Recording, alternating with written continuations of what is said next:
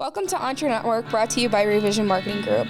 This podcast is meant to serve as an entrepreneurial knowledge base of wisdom and practical tips in marketing, branding, and technology to help grow your business effectively.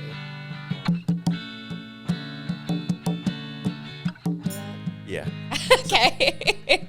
So welcome back to the EntreNetwork podcast. We have a very special guest and co-worker, Mikayla Anderson. She's our account executive, but she also does a lot of the overall design work for graphics and website development. So welcome to the podcast. Thanks for having me, Of as course. always. How you feeling today? I'm tired, but, it's going. And it's Tuesday. It is Tuesday. But The week is going by pretty quickly. it is. But summer is upon us. It's going to be 70 degrees tomorrow, so I'm very excited. That sounds pretty exciting. That's very exciting. Like, are you kidding me? 70. Yeah. But so I brought you on the podcast to talk about how to repurpose content for chambers of commerce. Mm-hmm. So we recently brought on the Chamber of Commerce, and we're doing a lot of overall marketing. But I always kind of admired different chambers of commerces just because of the education that they was able to bring to their membership. And also the business community. So when people think of like the Chamber of Commerces, they always think about them adding value to the membership base. And they look at it as an opportunity to showcase their own personal business. So that's the main reason people go to the Chamber of Commerces is to go to the networking events, get more publicity for their business, and different things like that. Of course, you have a lot of different activities for different chambers, but most chambers advocate for like small businesses, which I can really love because, of course, been a small business owner. Right. But yeah, so I wanted to touch on this topic because it's a lot of opportunities for different chambers to repurpose content that they're already developing. What you think about that? I think it's 110% correct. So currently we have the Hispanic Chamber of Louisiana as one of our clients right now, and it's been incredible. Indeed. It's been amazing. And it's been a long process. We actually just currently launched or underwent a redesign of their entire website. Which hasn't been done in over 20 years. And so you can imagine that. But I never realized the amount of content that Chambers had. A lot of content. So much. And like when they came on, I was like, okay, like this is exciting. I've never really like talked to Chambers before, or, like really like got to know them, and like I don't know if it's like mostly like a southern thing, but being from the north, right? Mm-hmm. I was not familiar with chambers of commerce at all. What? And so I don't know if it was like just different, or I don't know if I wasn't just exposed to them, or Probably wasn't exposed yeah. to them. So Because ask Christian with the chamber ranks, it's chambers pretty much everywhere in every state. right. It's plentiful. I don't know if I was just oblivious, living in my own little world. It's, yeah. Probably so, because people don't know about the SBDCs or Right. PTAC or different things like that, where it's organizations that add a lot of value, but the overall marketing approach is just kind of limited in a sense. But once you're in, you're kind of in. But no, yeah, so that project is definitely incredible, and we have a lot of headway as far as the website and doing different marketing activities, jumping into newsletters and then content development soon. So I'm super excited for that. But as far as chambers, you mentioned you didn't know how much content they actually had until we got into that project, and it was like we shared the Google Drive, and they just started dumping information in there. So much. Like, I honestly probably have to reorganize it again. No, it's definitely a lot of information. Yeah. And most times that's incredible because clients don't give all of that information. Right. But at the same time, you're kind of just like, oh, we have all of this information. What do we do with it? So you see all of these websites for chambers where it's the navigation is just a lot. Extremely crowded. Indeed. Like, so 20 pages. Or 20 plus pages, Right. where information is just kind of tucked within different information, and you really have to know what you're looking for to get to what you're trying to get to. Right. And most times people or members don't know about the different resources or content and things like that. Yeah. So for chambers, it's super important to not segment that information, but break it down. So I want to talk specifically about repurposing content for like the different events that chambers have. And they have a lot of different events. Of course, you have like signature events for different chambers that's focused on fundraising activities and things like that. But you also have events where it's educational, right? Right. And it adds a lot of value to the memberships. And they have a different pricing structure, so members get in free or at a discounted rate versus the general public. But with that, and with the power that chambers have as far as like being an educational powerhouse, you have the potential to do content as well, especially if you're recording it. So jumping into like 2020, when COVID hit, did you see a lot of companies go online as far as like different webinars and things like that? Well, yeah. I mean, I think like everybody did it. And like I was still in college at the time. Well, that's kind of crazy. And so I was still in college in 2020. And so my classes were online. And so once that happened and job fairs were online and all this different stuff and like I think honestly, think about how much money YouTube made, like for real.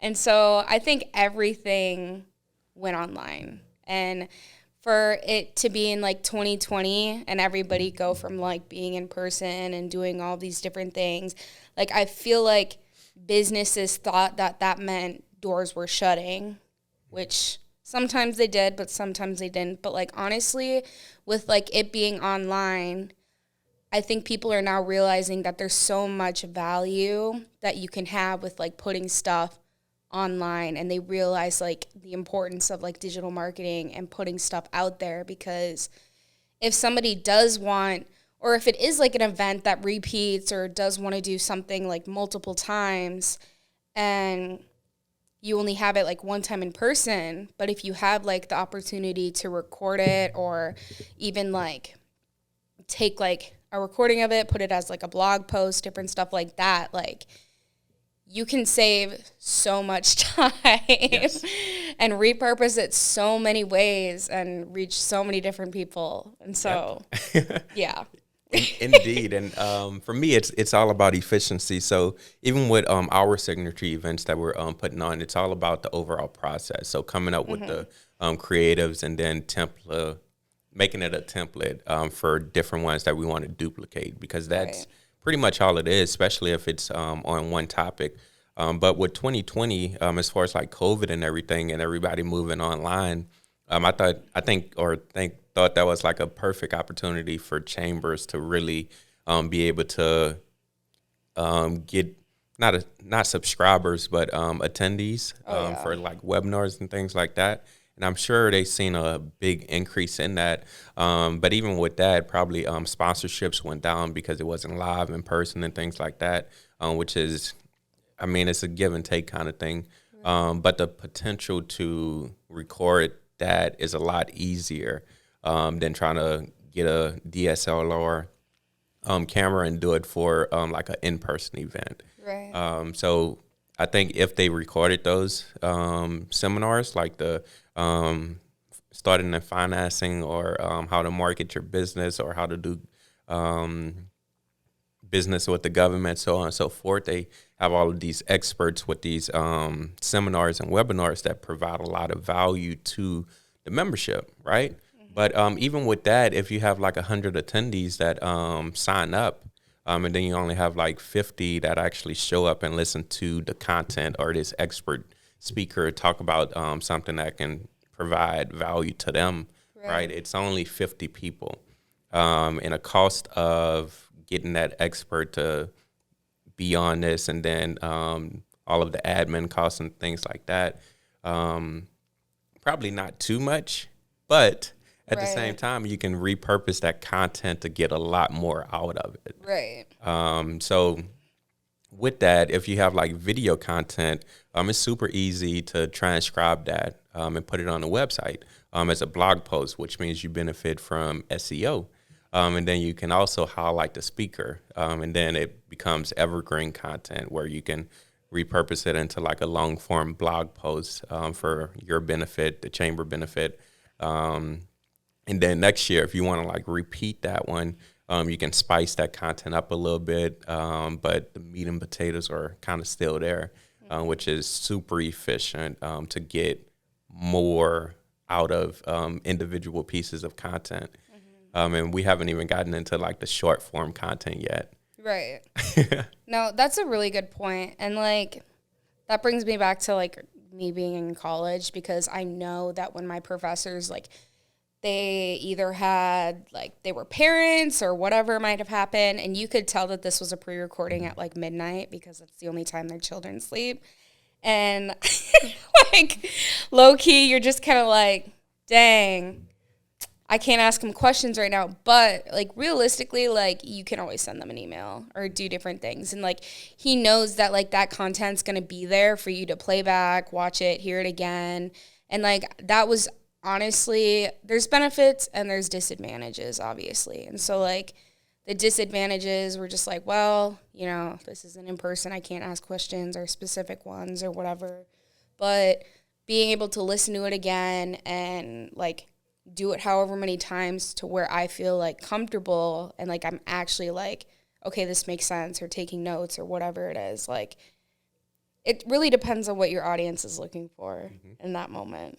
But Precisely. And I love that because your audience is at different stages of the overall marketing funnel. Right. So for like chambers, the mission and the goal is to add value to the membership base and to advocate for businesses, so on and so forth, different for each chamber. But in a synopsis, that's what it is.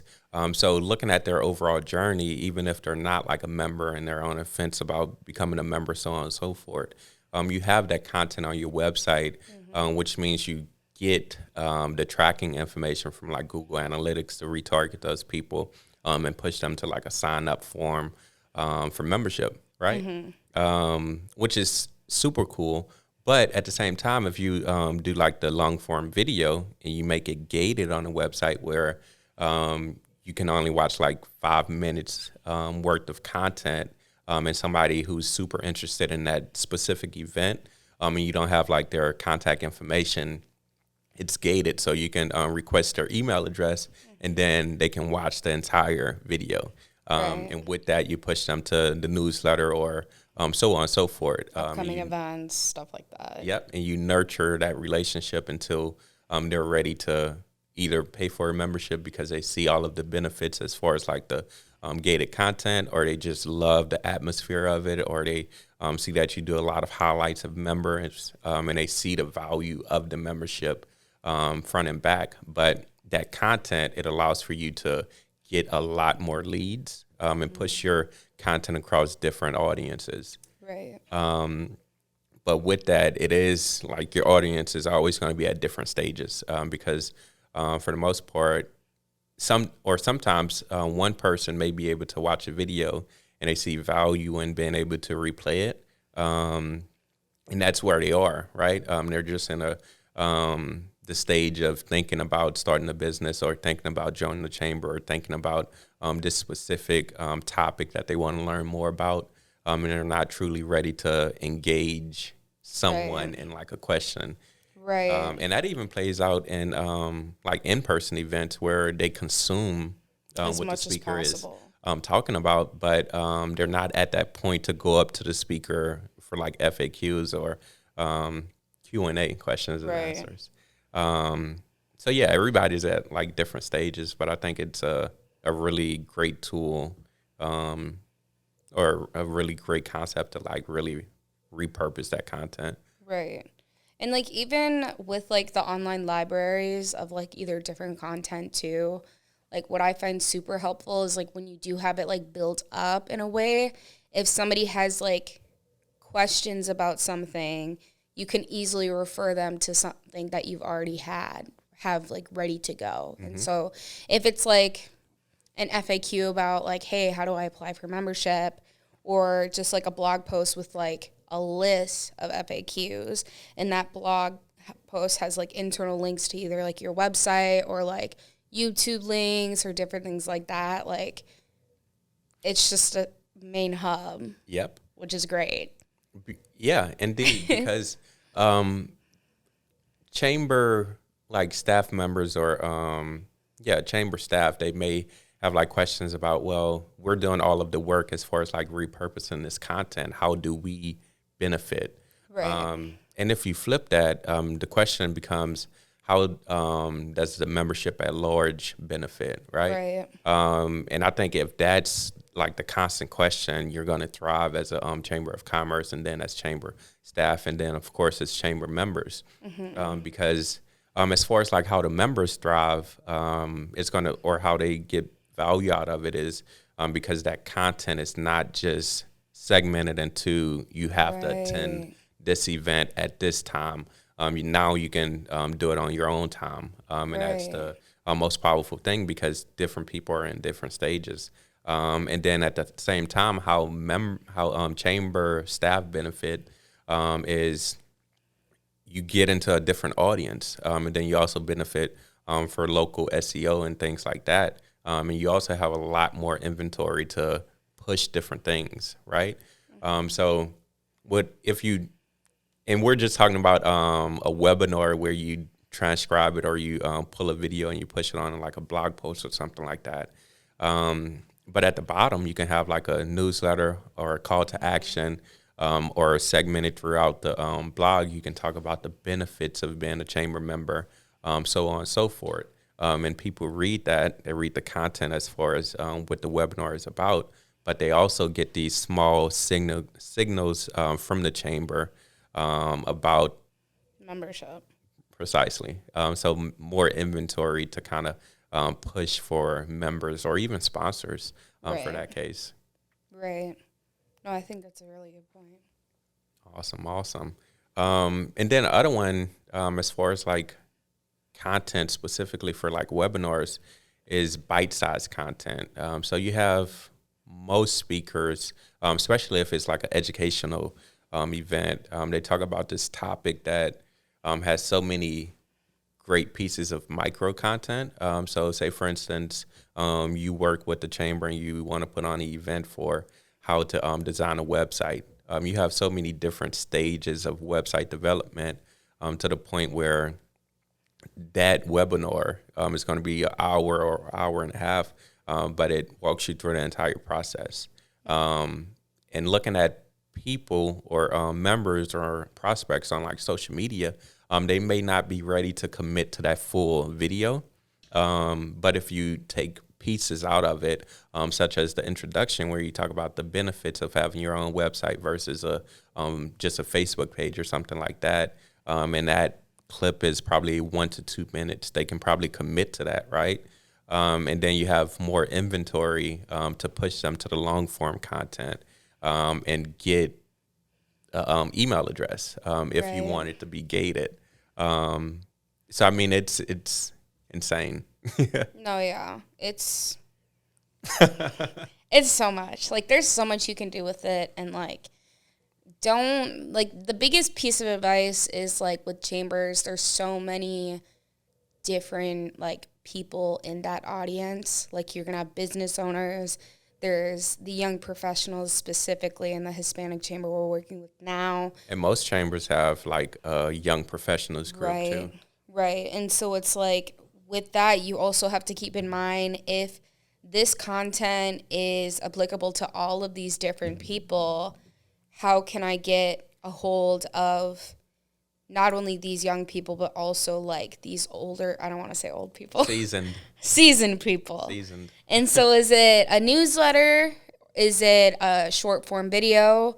Is it like, we always talk about these different things. We always say like, hey, how am I going to reach my audience? But like, it's so true. And I think that's the biggest thing you have to ask yourself when you're repurposing content, because if you're just repurposing it to repurpose it without really like thinking about, okay, would this be better as a video, or who am I trying to reach here, kind of thing. Precisely. So understanding the membership base, and then understanding who you're trying to get in as members. Right. Or the goal may not even be to get members, right? It might be sponsors. Precisely. So you have different resource partners and partnerships and things like that. Right. So from a strategic standpoint, the board of directors for like chambers, they'll always be the ones that come up with the overall strategic plan.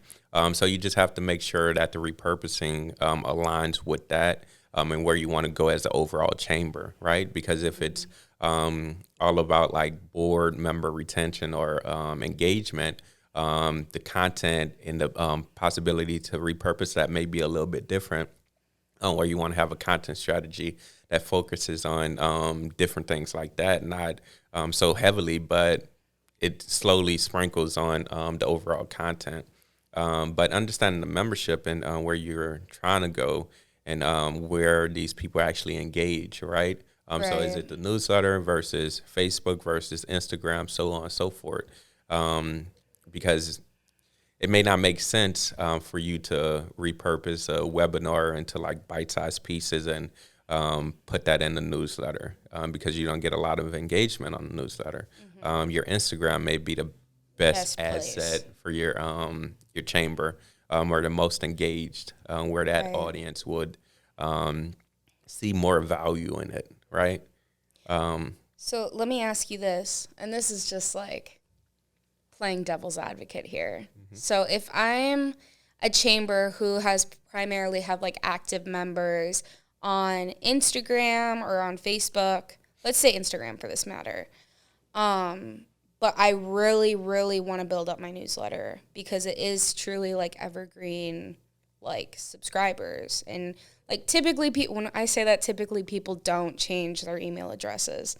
And if they do, it's like once or twice in their life. And so like with that, what would you say to somebody who, or even like a board director or a president of a chamber, if somebody wants to push them to their newsletter and really wants to start making good content for their newsletter, but has most of their following on Instagram?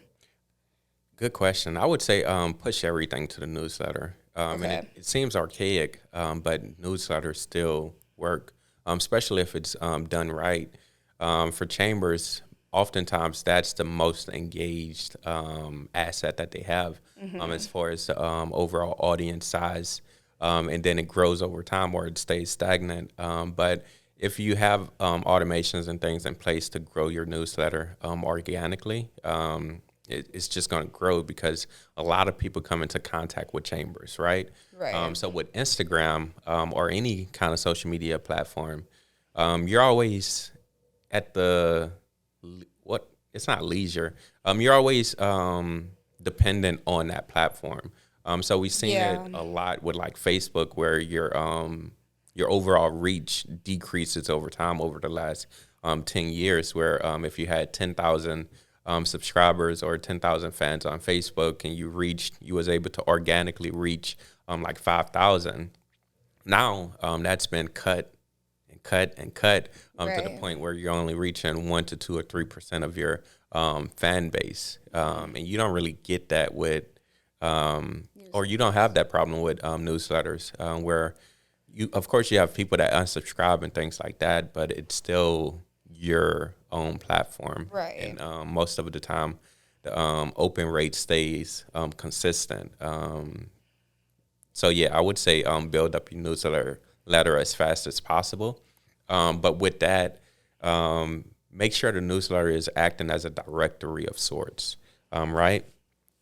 Because I know gated content is good as far as like you you're bringing value to the membership base because you're sharing opportunities and procurement opportunities and events and things like that to your newsletter. But everybody isn't on a newsletter. So Right. you have to push people outside of the newsletter to like things like your website because you have more inventory to kind of play with.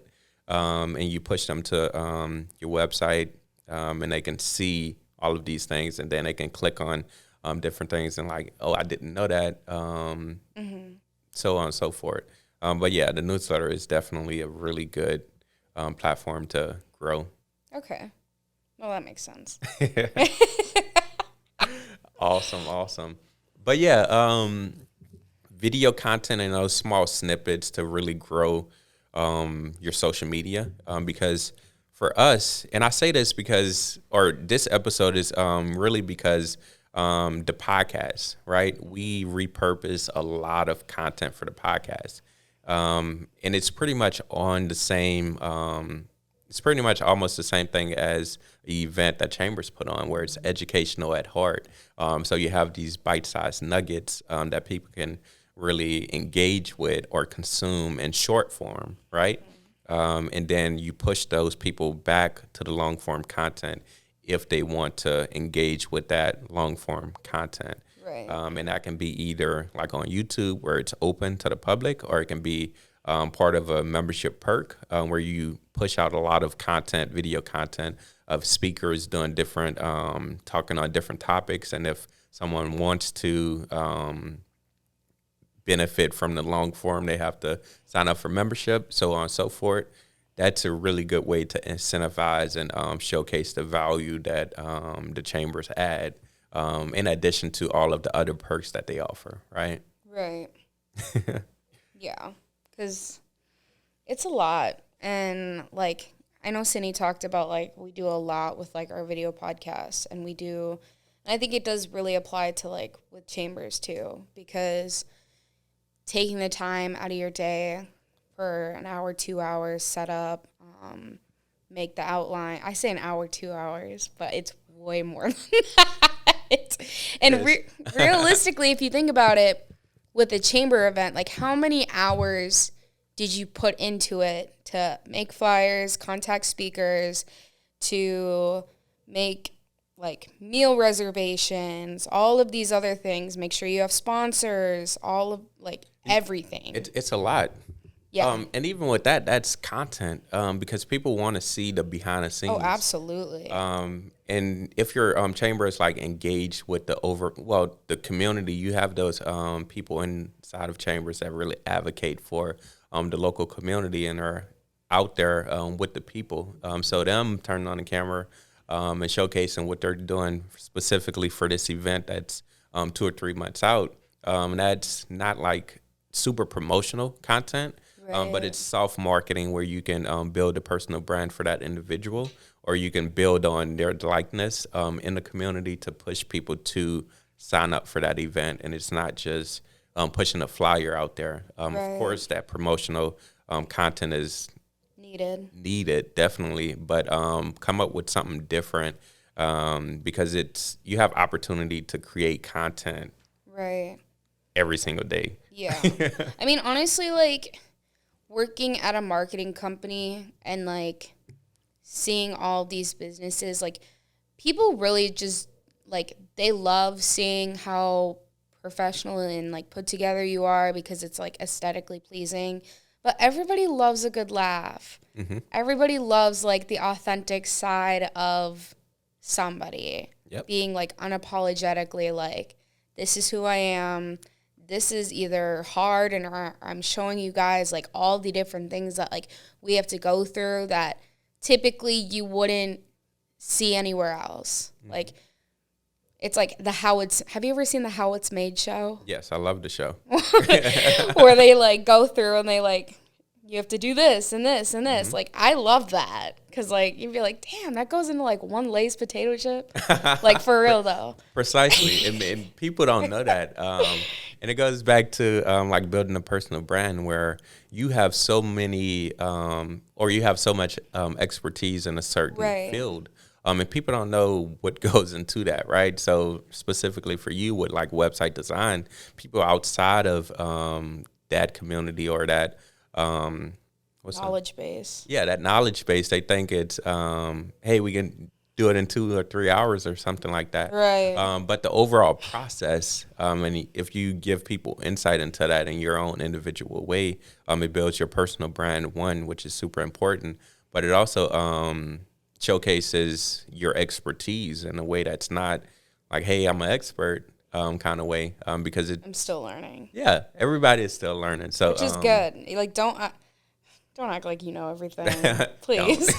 Like, honestly, like, and people relate to that though. That's why they love that type of content, because they, especially with like, and we talked about this on LinkedIn or sometime either on or off the podcast, like saying something along the lines of like, this is my SOP for this. What do you think, or what do you do that would make it better? yeah, so always trying to learn more. Yeah. And with like chamber staff members, it's important to always learn more for them too, as far as how to add value to the membership base. Right. So ask questions for the members, share your insight, because if you're like an event planner or coordinator inside of chamber, you have a lot of opportunities to create. It's raining. You have a lot of opportunities to create content that not only promotes the chamber, but it also promotes your expertise in event marketing, which only adds value to the chamber because they benefit from your personal brand as well. Right. But even with that, everything just kind of balances out.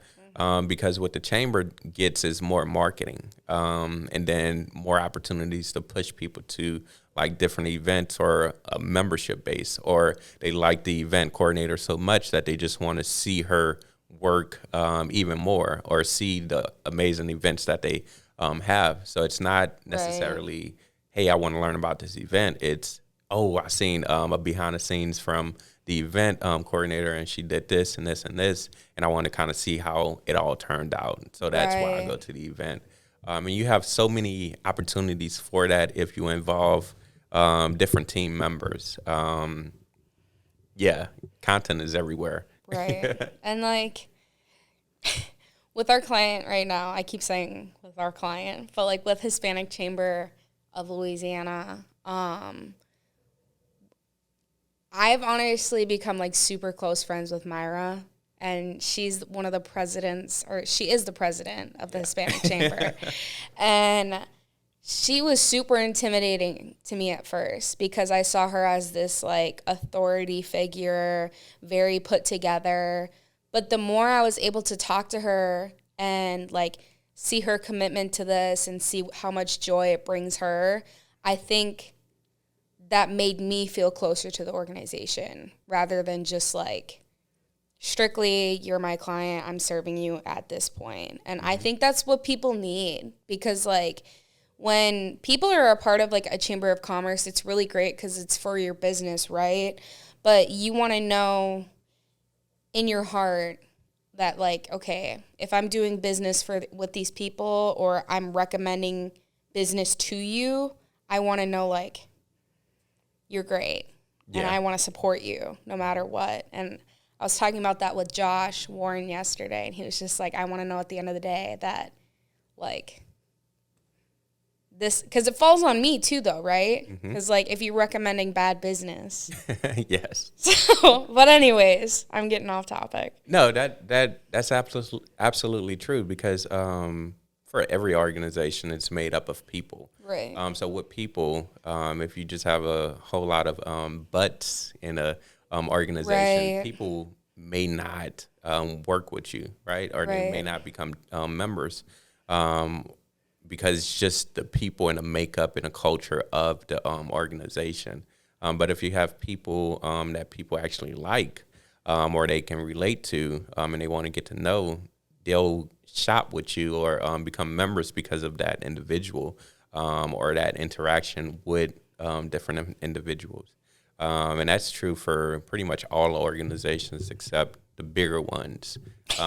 Yes. But even with that, they have these spokespeople and things like that, and relationships over decades, and then they bring people on a board to increase membership base, and it's just a circle of people. Right. Like, hopefully we all get to the point in time where we're like Apple, where people are just like, oh, you have an amazing product. I have no idea who you are, but give it to me. So one day. Maybe. Or do we even want to be like that, right? Is another question. Because Right. for me, I still want to do business with people that I know, like, and trust, Right. and be able to pick the people, because for us, it's a service-based business. And Apple, they have services, but it's primarily One-off products.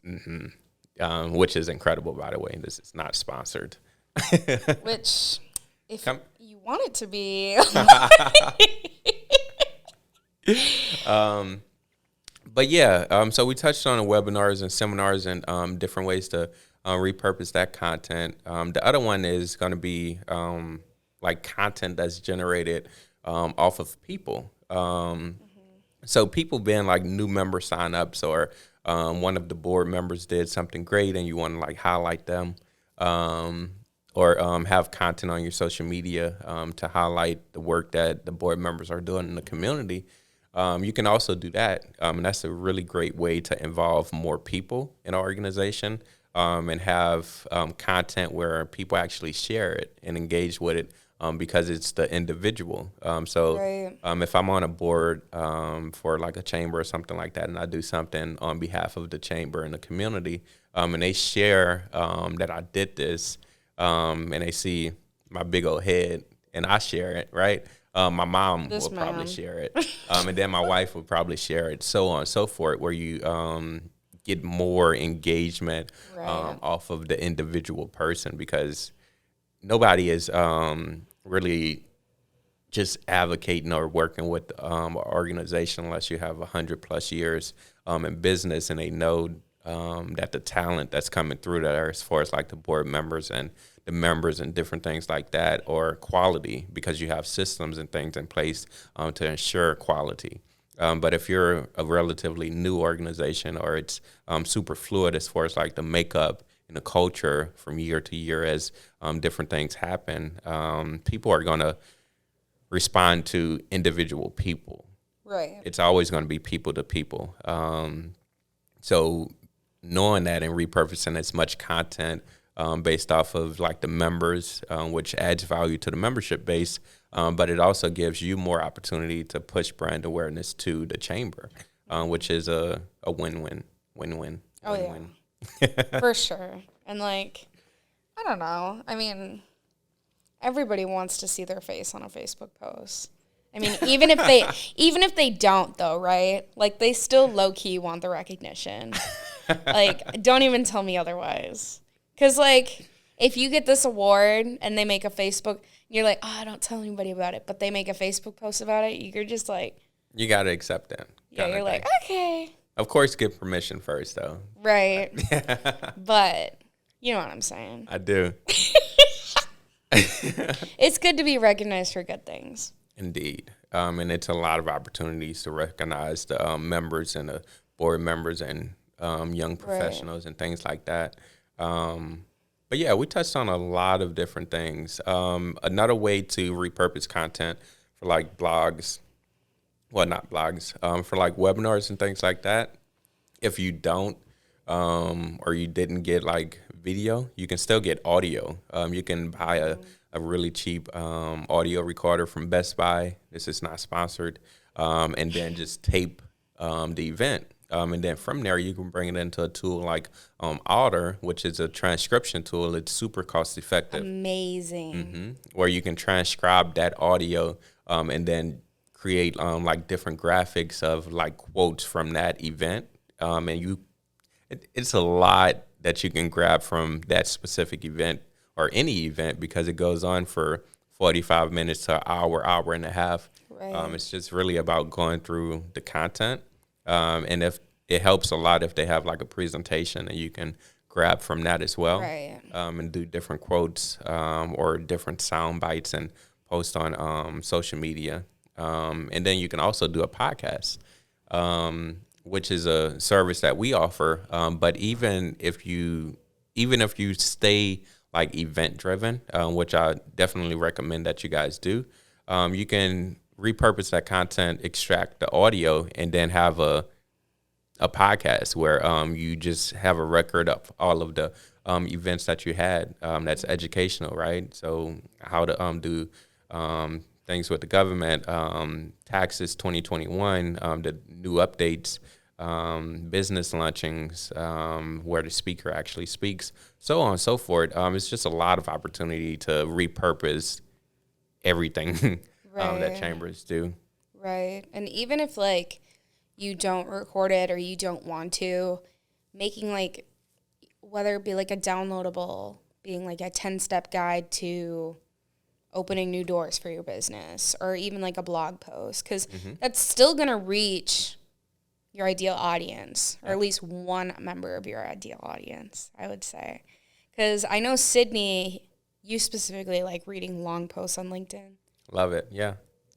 That ain't for me. That ain't for me. Because, like, I like the ones that have, like, the high-level heading that gets your attention. But then when you press, like, the three little dots, you're like, oh, that's a commitment. And I always am a video content kind of person. But everybody's different, so. Yeah, everybody is different. And that really comes down to understanding the target audience, or pretty much going wild, wild west, where you do everything, and then you take some time, probably like a month or so, and Right. see what's not working, and then drive down or drill down on what is working. So if it's more long form content on like LinkedIn versus the newsletter, then you dive deeper into that platform, right? And a lot of, it's not only chambers, it's a lot of businesses, they just don't know what's working and what's not working. Right. And for us, we know exactly what's working because we have the systems in place to really track everything, which is super important because everything requires resources. It's either time or money. So making sure that you understand what's working so you can double down on what is, and then cut back on what's not working, is super important. But also having a feel for how much time different things take to progress. Right. Yeah. It's a lot. And, like, you really have to understand, like, again, like, I never really realized this until working here, but time is money, money is time. And Always. so it's like you're either going to spend resources or, Well, you'll spend resources.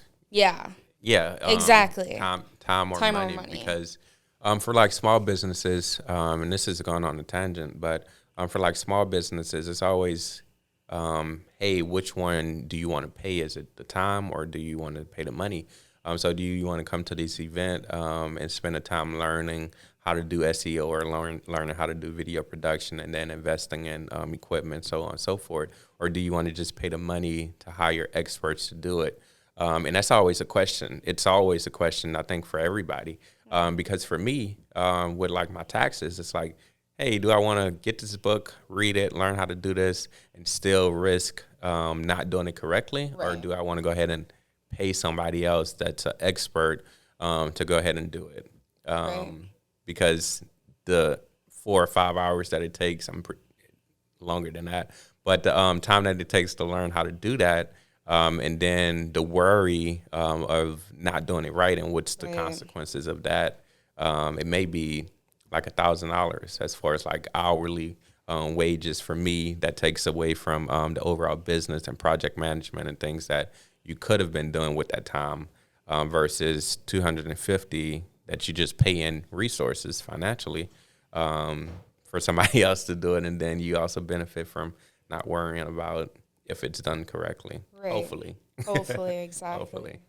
No, that's a really good point. And like just support each other.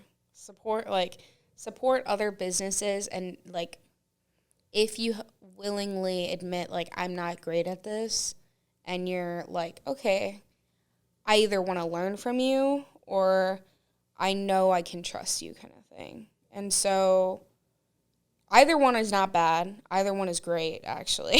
So don't feel like it's a shame to not know what you're doing, and be okay with asking questions, because nobody knows everything. Nope. Not even the experts or the speakers at these events. And I make it a mission to showcase what I don't know, or showcase the progress that I've made over like 2 years or something like that.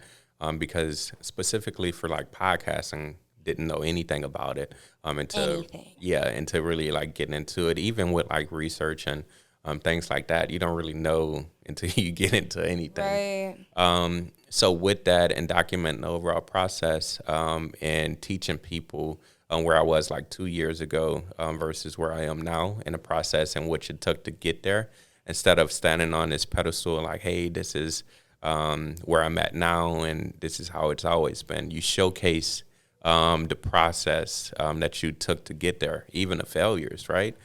Because people need that to not make the same mistakes. But that's another tangent. But with this one, we just wanted to give you guys some insight into how to repurpose content for chambers. And then the last and final thing that we'll leave you guys with is get permission. That's the biggest thing, or not the biggest thing. I think the biggest thing is going to be repurposing the content and figuring out how to repurpose it, right? And we'll have later episodes where we touch on this, or if you want to follow us on social media, you can do that and ask questions, and we'll touch on it in video form. Facebook and Instagram. And for me, it's going to be LinkedIn, just LinkedIn, and maybe Twitter sometime soon, since it's pretty much the same, not the same format as LinkedIn, but they pair pretty well. But with that, get permission. Get permission from the speakers. Get permission from the guests or the members or the board members that you want to highlight, and things like that. Specifically, though, the speakers for the educational events, and have some kind of document in place saying, hey, if you agree to this, we're able to repurpose this content for marketing purposes on our, it's not limited to like newsletter, so on and so forth. But get that permission up front, so they don't feel like it's anything hidden in the back of it, right? And I think that is pretty much it. Absolutely. And even if you think there is permission, always ask. That's what I advise. Yeah, get it in writing. It's always good to do that. That's what he always tells me. Send an he email. told you that, and she told you that on the phone? Okay, get it in an email. Confirm in the email, yes. Writing is king. So content is king. Repurpose as much content as possible. But thank you guys so much for joining us on the EntreNetwork podcast. I definitely enjoyed this one. And you'll see, we'll do some behind the scenes about how we repurpose this content in later episodes. So stay tuned. Bye. Peace.